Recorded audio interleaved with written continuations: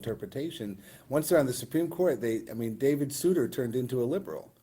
Remember David Souter was George Bush's nominee to the court? And he was supposed to be this stalwart, right-wing, strict constructionist, et cetera, like a darling of the right. They all wanted him. And he was painted by the press as this, almost backwoods, isolated ideologue living in New Hampshire or something in a cabin and all this stuff. And he wound up being a very progressive, activist, liberal presence on the court. I mean, Earl Warren disappointed Eisenhower. What I'm saying is that people are getting onto the court through a political mechanism, which is how it's designed, but that doesn't always make them political actors on the court. It's interesting. Yes, how? Once somebody is free to act, once they have, this is the theory of tenure in college campuses, once you grant a professor tenure, they can say what they really believe is true, right? Because they can't get fired for it. And sometimes when you remove the threat of being fired from someone, they behave differently. And they're actually a very different person inside than they are when they are accountable to external judgment and pressure, right? And people do it when they retire all the time. How many people do you know that all of a sudden in retirement have a completely different political voice, right? Or behave differently, or they don't return the same phone calls that they used to, or engage in the same social circles that they used to as soon as they go off into retirement, because now they're living their real life, right? Happens all the time. Okay, so we're on 32b. Ceramics and dead. The Gemara offers yet another explanation of our Mishnah, Abaye. So this is Abaye and Rava on 32b4 in Tractate Sanhedrin, chapter 4. Abaye and Rava both say, we tell the accused,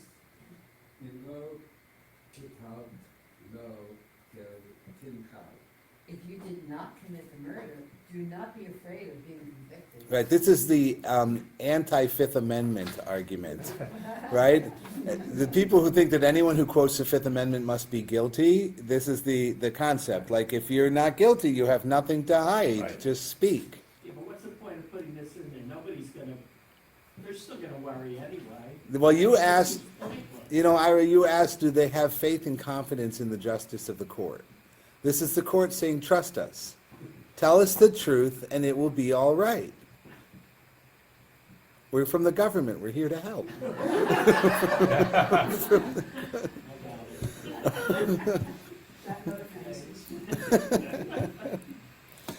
Okay.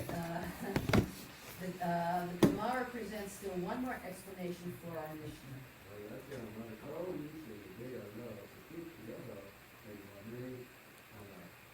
Rav Ashi said, the judges opened their deliberations by announcing, whoever knows any grounds for his acquittal should come forward and present it on his Beautiful. This I love. So Rav Ashi, and again, we're getting to the end of a series of Gemara statements, because Rav Ashi is the last, historically, of them all, so usually he winds up a section.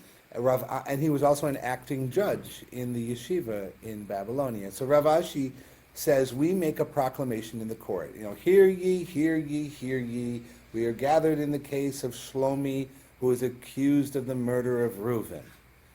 All those who have evidence to free him, please come forward. Right?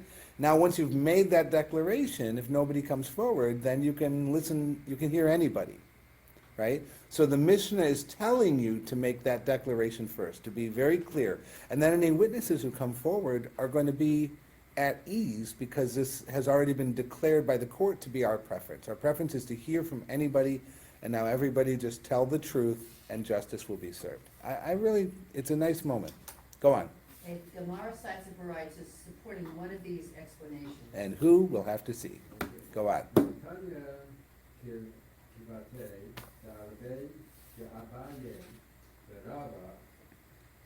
Baraita was taught in accordance with the explanation put forward by Abaye and Rava. Rebbe says, the verse describing the Kohen's statement to a woman accused of adultery states,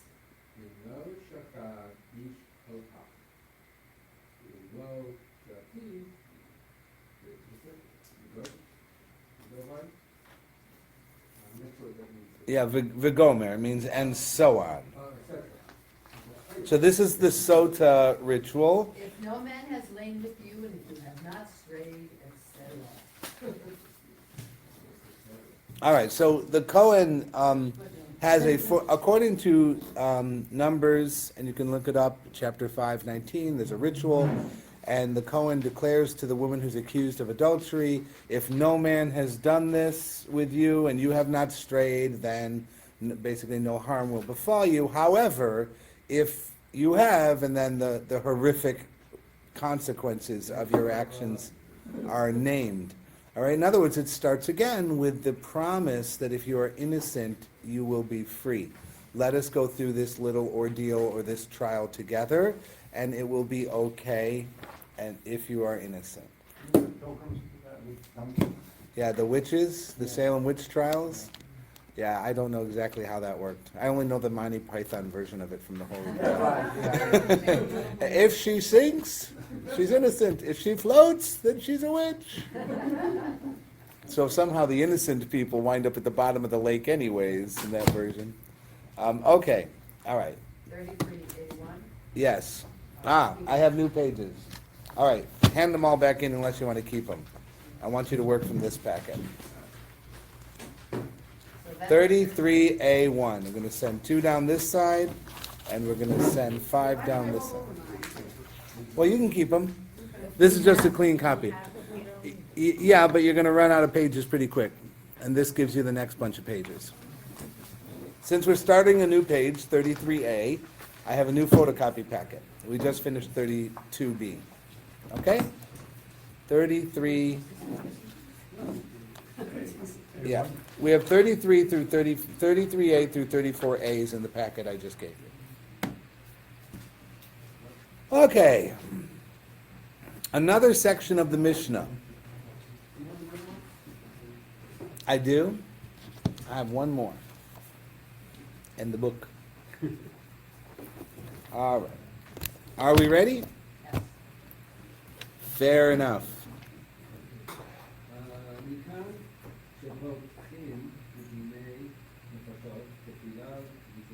Okay, so in other words, the Baraita concludes, from this case of the Sota with the Kohen Gadol, we have learned that we open capital cases first with merit, with statements for acquittal, zechut, that you should be found not guilty. Okay, so sometimes in a Mishnah we'll ask the question, on what basis did they make this law up? Like, how can the Mishnah create a law that we've never seen in the Torah? So the Mishnah said in capital cases you have to begin with zechut. Well, where do they get that from? They get that from the Kohen Gadol accusing the Sota by starting by saying, if you have not done this, don't be afraid. But if you have, blah, blah, blah. Okay? Is that a strong proof text? No, but if you're just looking for kind of procedures, it's a precedent for procedures. Okay? So would a married hooker have to go through this? A married hooker is still an adulteress. Multiple case adulteress, but yeah, she's an adulteress. Okay, 33A1. Dinei mamonot, machzirin, and so on. Verdicts in monetary cases may be reversed, either in favor of non-liability or liability. So remember, we had at the end of the Mishnah, if the case is finished, but then new evidence comes up, in capital and in monetary cases, you can reverse the verdict in either direction on appeal. In other words, if you were found you didn't have to pay, and new evidence comes up, it can force you to pay. If you were found you have to pay, and new evidence comes up, it can let you off the hook, you don't have to pay. In capital cases, you can only reverse guilty to innocent. You cannot reverse innocent to guilty. Yeah. Not in capital cases. Double indemnity? It's double indemnity in capital cases, right? So if you've been found innocent in a capital case, it doesn't matter what evidence comes up. You can walk out of the court and say, "Mwahahaha, I did it." Exactly. You're done. It doesn't matter. If, however, you were convicted, you can still rally new witnesses before they execute you. and you can get that overturned. I thought it was just the next day that it had to be done. Yeah, once you're dead, you're dead. They're going to execute you after a day. So they still might overturn the verdict, but it's not going to help you much. Right? Okay, here we go. Off and running. The Gemara says, Raminhu, and somebody actually raised an objection. Raminhu is formally an objection between two equally authoritative Tanaitic statements. So they're going to see there's a contradiction between our Mishnah and another Mishnah in Tractate Bechorot. Okay, because a Mishnah in Bechorot, 28b, says, Dan atadin, if one adjudicated a case, Zika et hachayav, and declared that the liable to be not liable, he zika et hachayav, he freed the guilty, chayav or chayev et zakai, or he declared the not guilty to be guilty, Timet tahor, he declared impure to be pure. Tiheret tameh, or declared pure to be impure. Masha asa atsui vishalem mi beito. What he has done is done, and he must take the payment for that from his property. His verdict stands and cannot be reversed. Therefore, he cannot force the victorious litigant to return the award. Nevertheless, since the judge is the one in error, the judge repays the fine. Really? From his own pocket? From his own pocket, mi beito, from his house. So, if the judge gets it wrong, how is tahor and tameh, pure and impure, a monetary thing?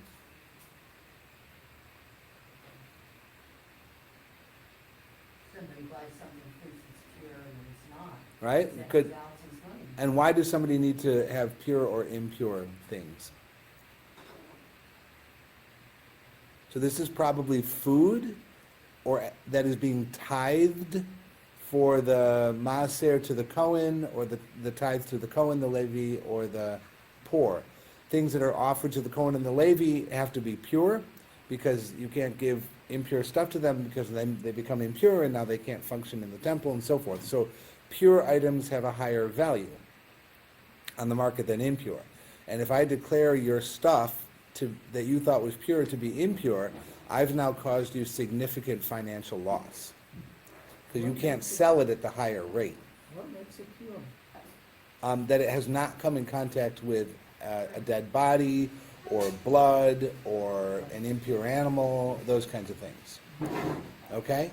So if they bring a court case, and I declare the stuff to be impure, and you wanted it to be pure, I've cost you a lot of money. Then if it turns out as a judge I was wrong, well, I can't go back to the other person who did nothing wrong and make him pay the difference. I'm the one who caused it. I have to pay the difference. That's a very interesting Mishnah. Would that apply to wine, manufactured wine? I would think so. Yeah.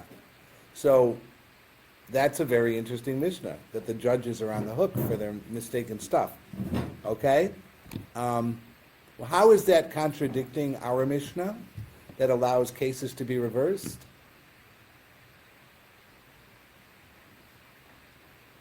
I think the only way it could contradict would be in a capital case, in which case you would say the judge who wrongly convicted him should suffer death. No, I don't see it working out that way. But they're raising an objection, so let's pursue it and see what happens, okay? From his own property. Amar Rav Yosef. Rav Yosef says, look, Hashia, no problem. Kan b'mumche, here in our Mishnah, we're dealing with an expert judge. He can reverse the verdict. Kan b'she'ena mumche, here in Bechorot, they're dealing with a judge who's not an expert. Such a person may not reverse his verdict. Okay? It doesn't say. It's an easy thing to claim. It's a hard thing to prove. It's a good question. It's such a good question. They're afraid of it. They don't raise it. All right. Mumche machzirin, and in a case judged by an expert, may you actually reverse? I mean, it's ironic, right? Only the guy who's an expert can have his verdict overturned. It's not much of an expert, is it? Right? The only verdicts you overturn are by expert judges. That's ridiculous. right? So only the lousy judges get their stuff to be upheld forever. Maybe they have specialty judges for specialty situations. Okay, this is family court. This is maybe. Thomas. I think probably true. Yeah. Over mumche machzirim. So an expert can be reversed. The hakatani im haya mumche leveit din patur milishalem. But we have in the same Mishnah Bechorot, it says if he was an expert, he's exempt from having to pay for his error. So we see then that his verdict, like the verdict of the non-expert, cannot be reversed? Question mark? Really? Although that's not the conclusion I would draw from that. Rav Nachman qualifies it, instead says, Amar Rav Nachman, Kan sheyesh gadol heimenu bechochma uveminyan. Here, our Mishnah is saying there's a greater judge present, both in knowledge and number, than the judge who erred.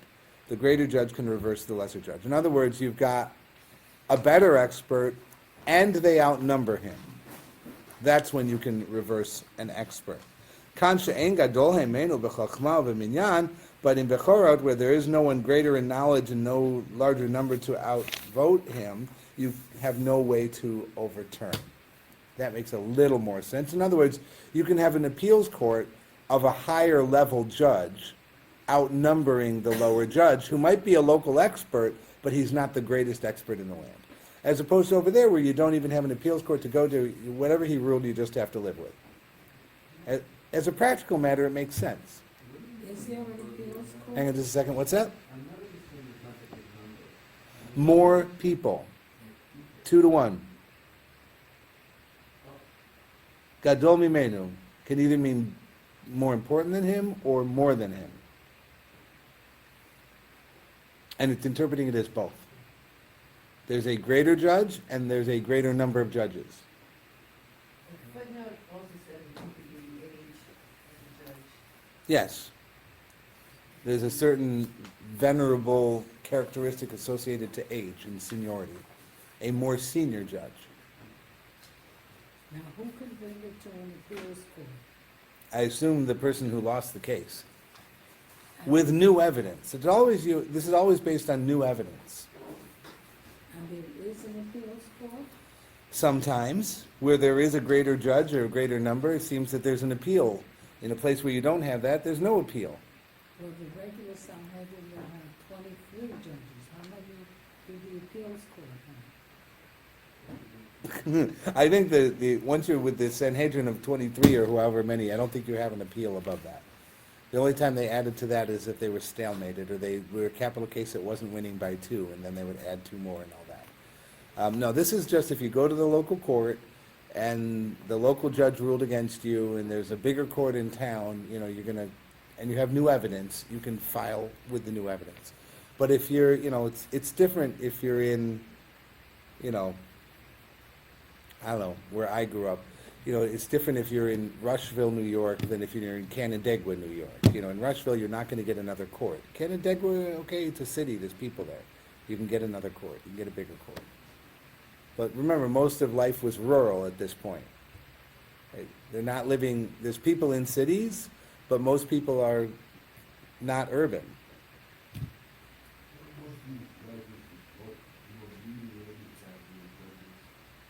Most of these judges what? Mediators. I don't think that they would have seen themselves that way. They would have seen themselves as a Beit Din. If you have 3 people sitting and deciding a case according to Jewish law, it's a Beit Din, even if they're not professional judges.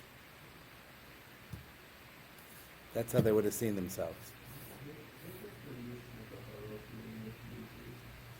Bechurot is, it's like a lot of tithing, like the Bechor, the firstborn. But there's no Gemara on it. Not really. That's just Mishnah. Okay, moving along. Did I get to Rav Papa yet? No. We're at the top of 33, right? 33A2. 33A, I'm sorry. Rav- 33A2. Rav Sheshet. Yeah, 33A2. Okay. All right. So the Gemara is going to try and reconcile the 2 Mishnahs in a different way. Rav Sheshet Amar, Kan she'ta'a b'dvar Mishnah. Here the Mishnah is saying the judge erred in a matter clearly taught in the Mishnah. Kan she'ta'a b'shikul hadat. The other, it was an interpretation. So you can only overturn it if you have a clear error in the Mishnah, right? So, that based on the Mishnah. So the judge ruled, and he got the Mishnah wrong. And he ruled contrary to a unambiguous phrase in the Mishnah. That can be overruled, regardless of the nature of the judge. If it's shikul hadat, meaning it's an interpretation, right? The Mishnah could mean this, it could mean this. I think in this case, this is how we best apply it. That cannot be overturned, right? Only clear, stated precedent law can be overturned. All right, so now we're going to have to spend a little time figuring out what that would be. So, Amar le Ravina Rav Ashi. So Ravina says to Rav Ashi, Afilu ta'ah Rabbi Chia Rabbi Oshaya. Even if the judge simply made a mistake on the issue as Chia and Oshaya. Oh, so that's a question mark. So Ravina says to Ashi, would you overturn it even if he just made a mistake of Rav Chia and Rav Oshaya? Right? So I assume that means like maybe he just got who it's based on wrong, but he got the facts right, but he quoted the Mishnah wrong because he said, as Rav Oshaya says, and then he gave the opinion of Rav Chia. Would you overturn the verdict? I mean, he got the thinking right. Amar le ein. Ashi said yes, he would overturn it because he got the Mishnah wrong. And who knows what else he would get wrong. Afilu bid Rav u'Shmuel, even if it was Rav and Shmuel, who are even often more associated with each other in different quotes. Amar le ein. Ashi said yes. Afilu b'didei v'didach, even if he got you and me wrong. Amar le atu anan katle kane be'agman. Rav Ashi says, what, are we reed cutters in a swamp that our ruling should be ignored? So he names these other guys who are often disputing.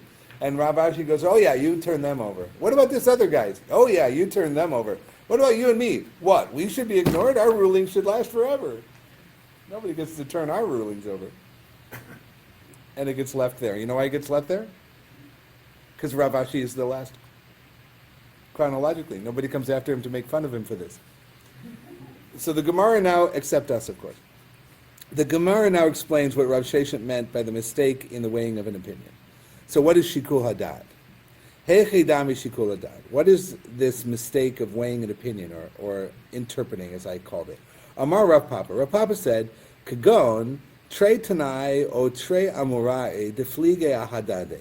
For example, you have two Tanaim or two Amorim who disagree with one another. V'lo idmar hilchata lo kamar v'lo kamar. But the Mishnah doesn't say who got the halacha. V'ikre v'avad kechad minayho. And the judge happened to rule like one of them. V'sugya deshmata azle keidach. But the consensus of the judges is to follow the other view. Hainu shikul hadat. That is what we mean by shikul hadat. So if you have arguments, Shammai Hillel, and everyone you know follows Hillel, but the judge in this case ruled according to Shammai on a Mishnah that doesn't say Hilchita Kebeit Hillel, a Mishnah that does not declare the argument to be won by Hillel. So it just says Shammai says this, Hillel says that. Most people follow Hillel because we usually follow Hillel, but in this case the judge followed Shammai. By the way, that's something the conservative movement often does in our halakha, right? One of the things upon which we insist that we are an halachic movement, that our halakha is halakha. It's not like there's conservative halakha. There's halakha, right? Halakha comes out differently in different communities, but there's only one halakha, even though you can have different rulings in different places. One of the ways that happens is that you'll have people in the conservative movement who will write a tshuva, a responsa, a ruling on a topic, where they will go back into a Mishnah and they'll say, look, Yosef Karo in the Shulchan Aruch followed Rabbi Tarfon. But in the Mishnah with Rabbi Tarfon, there's another rabbi who has an opinion, and it doesn't say who it has to be. And we're going to look at that opinion, and we're going to give you a reason why we think in this case the Rabbi Tarfon ruling doesn't apply. and the other rabbi's ruling does apply. And that's why they had an argument. Not because one was right and one was wrong. They were both right in different circumstances. And our circumstance is the not Rabbi Tarfon circumstance. So Rabbi Tarfon doesn't get the halacha because the circumstance is different. The other guy does. So that's perfectly legitimate thinking, right? And what's interesting here is the Gemara is saying in that kind of thinking, you cannot overturn the decision. The decision sticks. Because it's not someone who's getting the halacha wrong, which we get accused of all the time. They get the halacha wrong. It can't be getting the halacha wrong if we're quoting the books of halacha. It may be that we're accepting a minority opinion. It may be that we're not following the sweep of interpretation since then, but we're still dealing with these texts, right? We're doing shikul hadat, interpretation of the halakhic literature, and applying it to the new circumstance. That is not something that you're supposed to be able to overturn. It's interesting. Okay, so the Gemara is going to object to Rav Sheshet's explanation of the Mishnah nonetheless. Itvei Rav the Hamnuna le Rav Sheshet. Rav Hamnuna challenged Rav Sheshet from the following Mishnah. Okay. Maaseh b'para shel Beit Menachem shenitla ha'em shelah. An incident occurred with the cow of Menachem's household, and her womb was removed. Ve'hechila Rabbi Tarfon leklavim, and Rabbi Tarfon had the cow fed to the dogs as treif. So they've got a cow. Presumably, they're thinking they're going to use it as a sacrifice. They find out that her rechem had been removed, so she's not intact. Therefore, she can't be used. So then he feeds the carcass to the dogs. All right. And the matter came before the sages in Yavna, and they declared the cow yet permissible for Jewish consumption, that it could still be kosher. Shamar Todus Harofe, because Todus the Rofe, the physician, said, Ein para v'hechizira yotzet me Alexandria shel Mitzrayim. Not a cow or a sow leaves Alexandria in Egypt, ela im kein chotchin ha'em shala kedei shelo teled, unless they first cut away its womb in order that it should not bear young. So, in other words, the meat that we receive from Alexandria is always from cows that have been given hysterectomies. Why do they give cows hysterectomies? They don't want them to get pregnant and then have the milk have to go to the calf, right? So they... No, gives another reason. Okay, and that is? The cows and sows in Alexandria were of superior quality. The Alexandrians, wishing to preserve their monopoly on these valuable breeds, would remove the wounds before exporting. So they couldn't breed their special brand of cow. Okay, fine, that's another good argument. They're both economic arguments. So in other words, if it's routine that every cow coming out of Alexandria has a hysterectomy, you can't say that those cows as a class are not fit for kosher food. That's what he's saying. Maybe you can. But he's saying you can't because it's normative, right? Because then you won't have anything to eat. Or you have to buy your meat from somewhere else. Yeah, it said that because they didn't die, it was clear the loss of the womb is not a fatal defect. So it wasn't the trephis. It wasn't like they were torn by an animal. And they didn't have cancer. So it's still a good animal, right? All right. Close to road killers. Okay. Amar Rav Tarfon. So Rav Tarfon says, Halacha chamorcha Tarfon. Your donkey has left, Tarfon. I don't know why that would be the phrase. But Rav Tarfon thought that he would have to sell his donkey in order to obtain the funds needed to compensate the cow's owner for the loss. Okay, so that's a crazy explanation, Rashi. All right. Amar lo Rabbi Akiva, but Rabbi Akiva said to him, Patur ata shekol ha-mumche l'rabim patur milashalem. You're exempt because any widely recognized expert is exempt from making restitution. So Rav Tarfon had ruled incorrectly, and he was afraid he'd have to pay for the damages that he had caused, and he's let off the hook because he's enough of a mumche that they won't, even though they overturn his verdict, they won't make him pay. All right. Rav Hamnuna now explains his objection to Rav Sheshet. Ve'i ita, but if that is so, lema le ta'e b'davar mishnata. Rabbi Kiva should have told Rabbi Tarfon, you are a judge who erred in a matter of Mishnah. V'to'e b'davar Mishnah chozer